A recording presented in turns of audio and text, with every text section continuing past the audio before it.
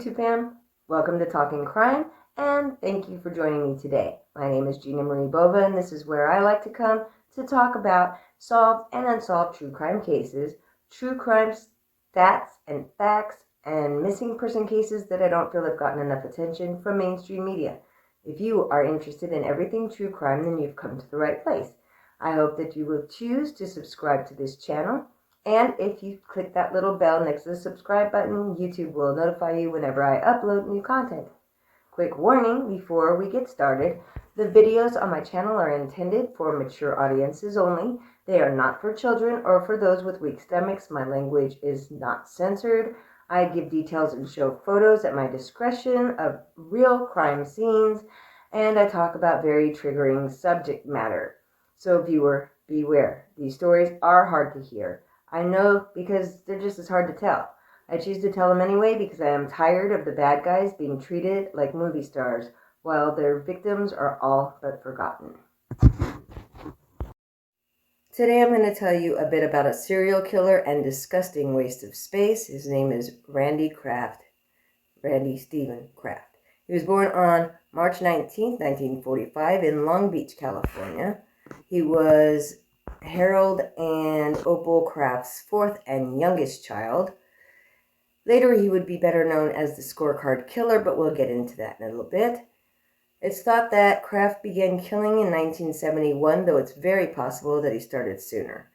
He continued killing until he was captured in 1983, but not before he tortured and murdered what police believe was upwards of 70 people. He had a preference. His victims were all white males. Their ages ranged from being teenagers to being in their mid-20s. He juggled living 3 different lives at once, and he was pretty good at being fake as fuck. On weekdays, he pretended to be a heterosexual, conservative Republican who was hardworking and very kind, and people really liked him. And then he would go home after work to where his boyfriend was waiting for him, although he introduced his boyfriend as his roommate to people so they wouldn't know. And then they would go have fun. They would be party animals, and they would go drinking and doing drugs, hitting the gay bars and clubs and dancing the nights away. But on weekends is when he became his true evil self.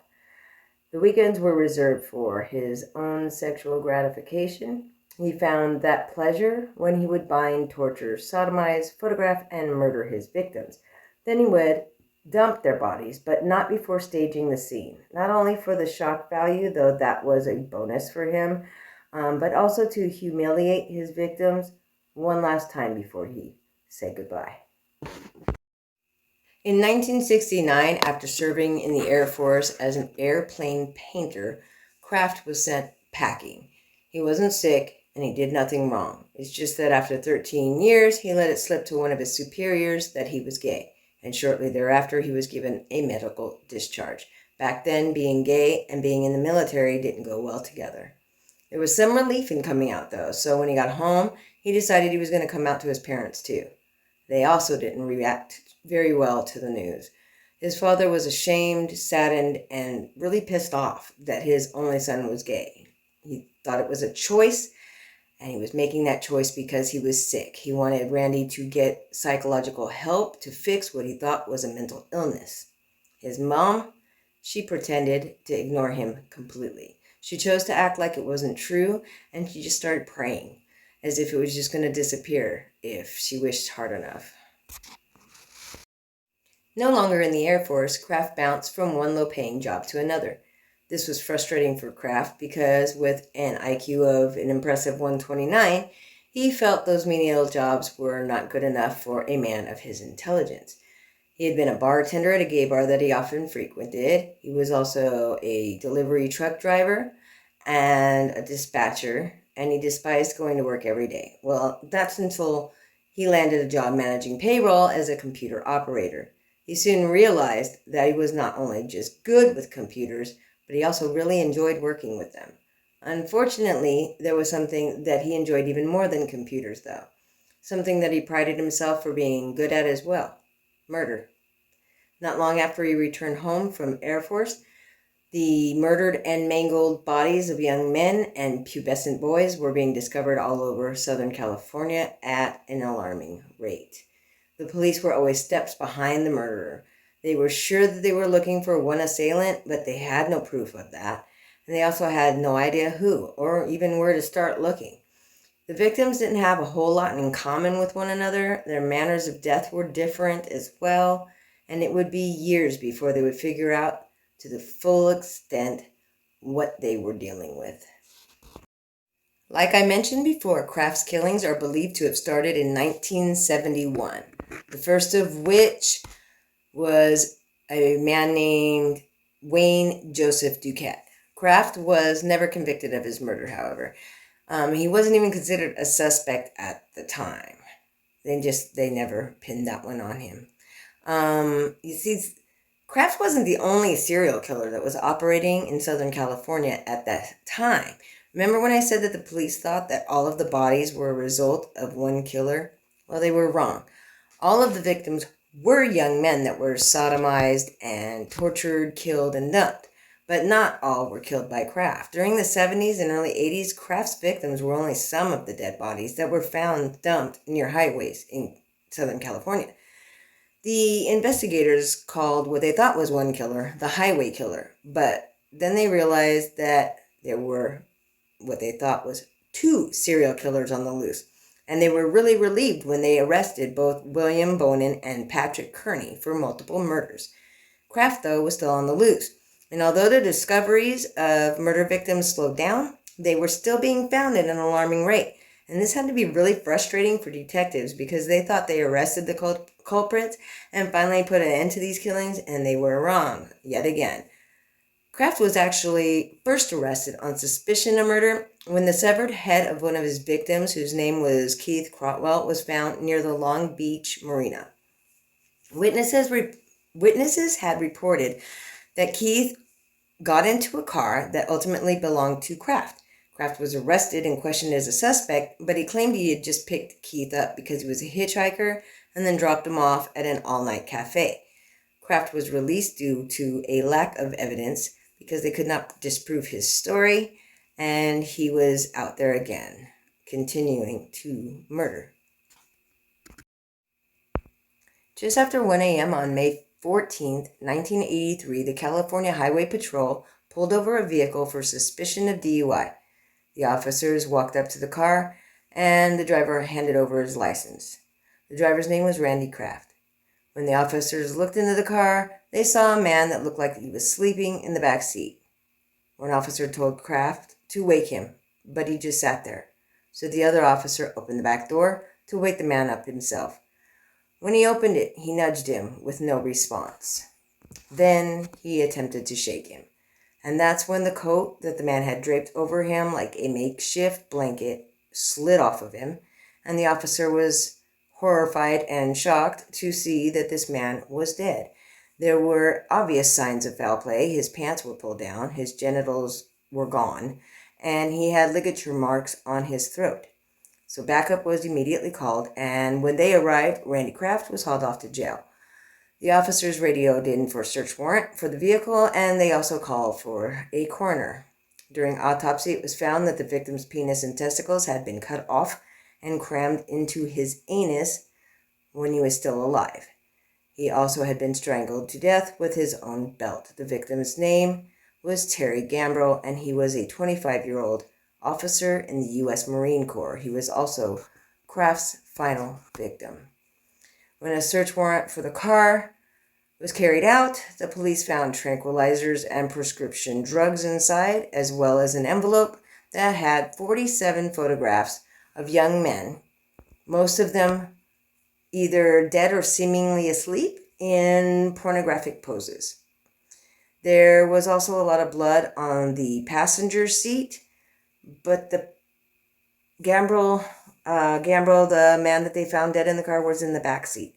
So they tested the blood, and it did not match Gambrell. They didn't know whose blood it was at the time.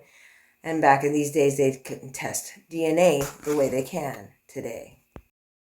So next, Kraft's home was searched. More evidence was found there, including items that belonged to murder victims. They also found what is now known as Kraft's scorecard. And on it, he had a list of names of victims, but instead of their actual names, they were nicknames that were related to their location, personal habits, anything pretty much that reminded him of each victim. For example, deodorant, New Year's Eve, Iowa, things like that. So he never admitted what that list was. He claimed that the terms on the list referred to sexual encounters that he had and other mundane things. In the end, Kraft was charged with 16 murders, and among them was, at that time, a John Doe who was nicknamed Airplane Hill on the scorecard. He wasn't really identified until 1995. His real name was Kevin Clark Bailey. New Year's Eve is believed referred to a victim named Mark Hall, who was killed just after midnight on New Year's Eve, 1976. His body wasn't discovered until January 3rd, and it was discovered by 4 off-duty police officers who were out driving dune buggies. He was found with his legs wrapped around a small tree, and his body was slumped up against it. Now, before I continue, let me warn you, there's going to be some graphic details here, worse than anything in this video. So if you cannot stomach that, you might want to skip ahead a little bit. Okay, so going forward, his body was slumped against this tree. The coroner literally had to peel his body off of this tree, okay? It was found that his blood alcohol level was 0.67, which is nearly 7 times the legal limit in California. But unfortunately for Mark, that is not what killed him. Before he died, he endured excruciating torture. Once he was taken out to the woods, probably to drink and have a good time. He had no idea this was coming. He was overpowered. His clothes were removed. And he was hogtied. He was then played with. Kraft played with him like he was a toy. He's just a sick, sadistic, twisted motherfucker. He did this for hours, okay? This torture that I'm about to tell you took hours to do. And all the screaming, nobody could hear him. He was miles away from any kind of civilization. So anyways, for hours, okay, he took a car lighter that, you have to push it in and it heats it up. I don't even think they have those anymore, but he kept heating them up and burning Mark with it. He burned him many, many times.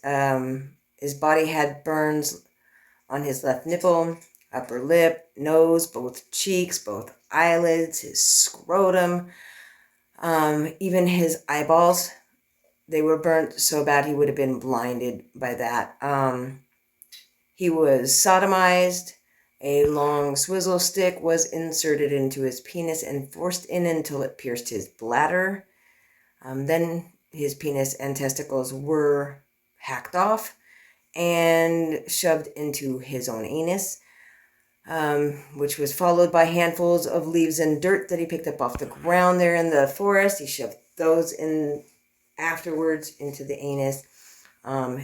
Both legs were cut by some sort of blade multiple times. Some cuts were so deep that they hit bone. Muscle was exposed and coming out of some of the wounds. He bled a lot from these cuts and from this damage. Told the coroner that he was alive during all of this, unfortunately. He ended up getting handfuls of leaves and dirt off the ground and shoving it down Mark's throat. So much of it that it went all the way down to the lungs. So he crammed it very hard, forcefully. It tore his insides up, his esophagus and so forth. And it filled him up with leaves and debris from his lungs to his mouth. And that's ultimately what killed him. He choked to death and suffocated with all that stuff in there. Blocked his airway. It was a very horrific death at the hands of this piece of dog shit Randy Kraft. A total of 45 bodies have been matched to Kraft's scorecard of nicknames, but that still leaves 22 that have not been matched to any found victims. He was charged for the murder of 16 men. 16, even though they had solid evidence that he killed 22 others and strong circumstantial evidence for even way more than that. But the prosecutor knew it was going to be a lengthy-ass trial. He was already with his hands full. He just didn't want to go any further, so he stuck with 16. Figured that would be enough to put him away forever. While sitting in jail waiting for his trial, Kraft complained that he was taunted by jokes that were being told by tacky-ass guards. Supposedly, the jokes were some things like, what kills gays more than AIDS? Randy Kraft. He was really whining about that being torture after the heinous ass shit that he did to his victims. What the fuck? Anyway, May 12, 1989, Kraft was found guilty of 16 counts of murder, 1 count of sodomy, 1 count of emasculation. Kraft remains on death row at San Quentin State Prison to this day. He continues to deny responsibility for any of the homicides he was either convicted of and or suspected of committing. And for me of this story, I am going to put a list of the 16 names of the victims that he was convicted of killing. I'm not going to put the list of nicknames up because I think that is just, that's kind of a kick in the teeth, to the victims. So I'm not going to do that. But I will put up the names of the 16 victims he was convicted of killing. And then I am out of here. This case really just, I'm going to go take a shower and try to wash it off. It's disgusted me in so many ways. I hope to see you guys again in a couple of days. Hope you join me for my next video. Thank you for getting to this point in this video. I appreciate y'all watching and coming and joining me for this. If you don't mind, I would appreciate it if you would subscribe, like, comment, even share my video. It helps me and my channel grow. And until I see you next time, y'all stay safe out there.